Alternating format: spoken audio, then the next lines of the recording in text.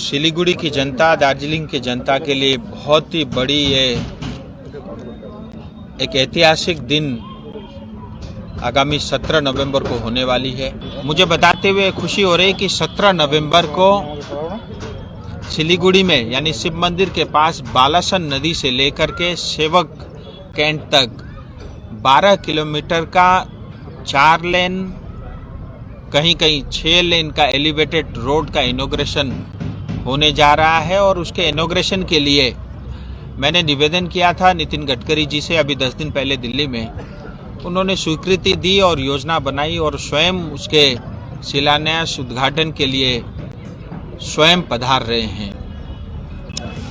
बालासन नदी में हम सब जानते हैं कि अभी का ब्रिज टूटा हुआ है। उस ब्रिज के अलावा वो कभी आने वाले समय में यूज में नहीं रहेगा। दोनों तरफ 3-3 लेन के यानी 6 लेन के 2 नए ब्रिज बनेंगे।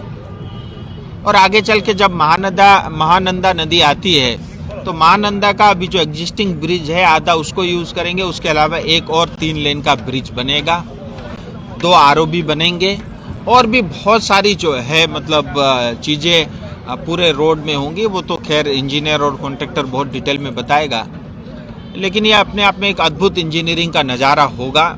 मेरा डे 1 से जब मैं 2019 में चुनाव जीत के गया, ये एक मेरा ड्रीम प्रोजेक्ट था। और मुझे अभी भी याद है दैनिक जागरण के किसी एक मंच में कार्यक्रम में मैंने कहा था कि अगर ये सड़क बनेगी नहीं तो मैं राजनीति में कभी जो है आगे चुनाव नहीं लड़ूंगा। सिलीगुड़ी की दृष्टि से ये कहा था, 2 साल करीब पहले की बात है। सो हुआ है और अन्य काम भी होंगे।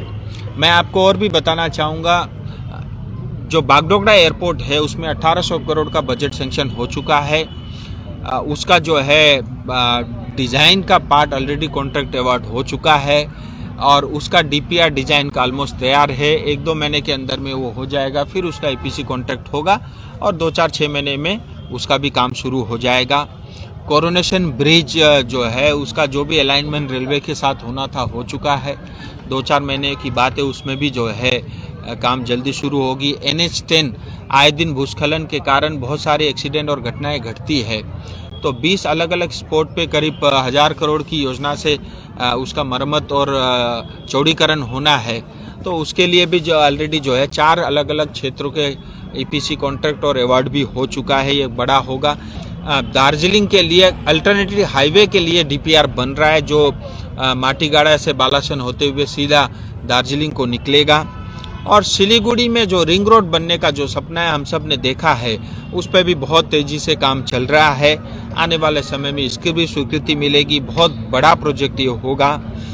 और आप सब जानते हैं फुलबारी से सिलीगुड़ी करीब 12 किलोमीटर की सड़क भी बननी है 600-700 करोड़ की। और जैसा हम जानते हैं 717A कालिम्पोंग का रोड 2500 करोड़ के लिए ऑलरेडी बन करके करीब 50% रोड बन करके तैयार बैठा खड़ा है। और ऐसे तमाम योजनाएं और हैं, जैसे गोरखपुर से सिलीगुड़ी एक ग्रीन फील्ड जो है 30,000 करोड़ की एक सड़क बननी है। कलकत्ता से लेकर के सिलीगुड़ी तक के लिए 25,000 करोड़ की सड़क बननी है। इतना ही नहीं, आने वाले समय में मिरिक में भी रेल जा रही है, कालिम्पोंग में भी रेल जा रही है।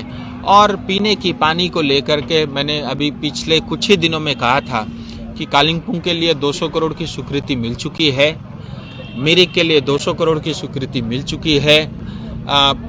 कुछ ही महीनों में जो है करशंग को करीब 266 करोड़ की स्वीकृति मिलेगी और करीब 501 करोड़ की स्वीकृति जो है सिलीगुड़ी कॉरपोरेशन को भी मिलने जा रही है। और ग्रामीण क्षेत्रों के लिए ऑलरेडी जो है आपको पता है हर घर जल के माध्यम से बहुत व्यापक रूप से काम चल रहा है। सो मुझे लगता है मतलब हमारा ये क्षेत्र प्रायोरिटी में है, क्योंकि चिकन नेक है, नेशन का इंटरेस्ट भी इस क्षेत्र की ओर है। और ऐसे तमाम जो भी विकास के कार्य हो सकते हैं इस क्षेत्र में बहुत तेजी के साथ होंगे।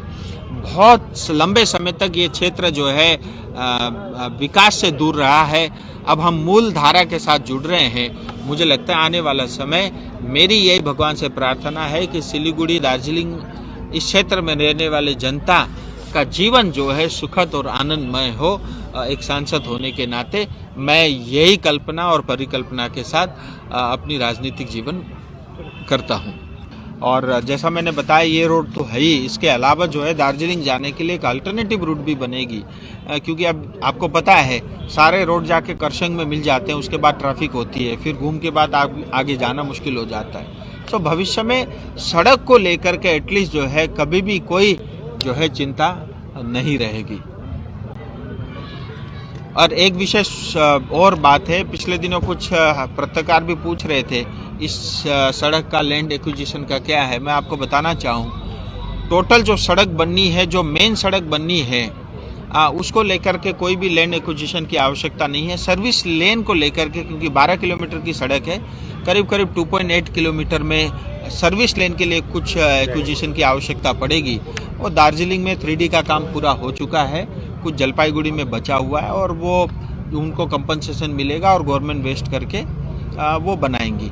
लेकिन कुल मिला के जो मेन सड़क बननी है उसके लिए किसी तरह की ज़मीन की आवश्यकता नहीं पड़ेगी, क्योंकि एलिवेटेड रोड रहेगा।